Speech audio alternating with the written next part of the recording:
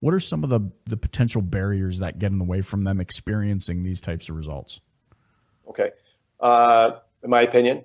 number one is management that doesn't want to retool their own psychology, their own thinking, and their own processes. They're Mm, very well intended. They're smart individuals. They're hardworking. Those men and women out there in management, if you're listening, you want nothing more than your dealership to succeed for a lot of different reasons. And you come from a culture that maybe, our sales process 5 or 10 years ago, you did fairly well on the floor. And you're going to sell some cars anyways, being a franchise car dealership, no matter what you do. So you're kind of given this illusion that things are going well. But if you've been trained on a long sales process, and again, those mantras, stay off price, slow them down. And if you're afraid to touch a customer a few times during a sale, which is a big part of this, as we'll get into it, I would say management, uninvolved management, and management that doesn't want to retrain or retool is the number one obstacle. how That do would you be number get one. okay, and how do you get people?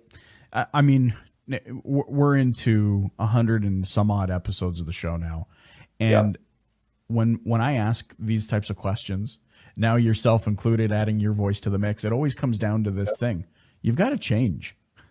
like, If, you, if, you know, you, if you're done, if you know what my mantra there is, if you're done changing, you're done.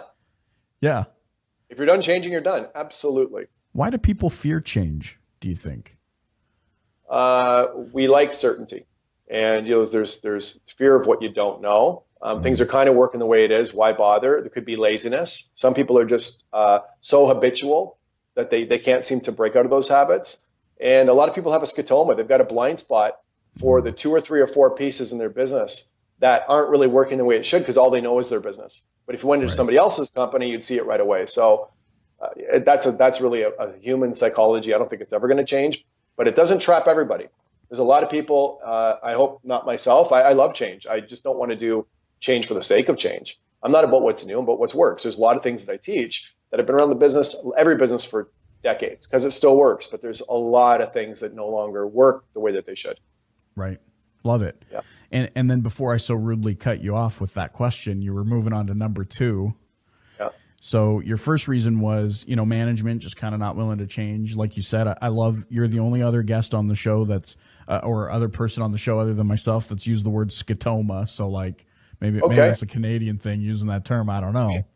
Um, but so fear of change, not willing to change, and then just kind of those blind spots too.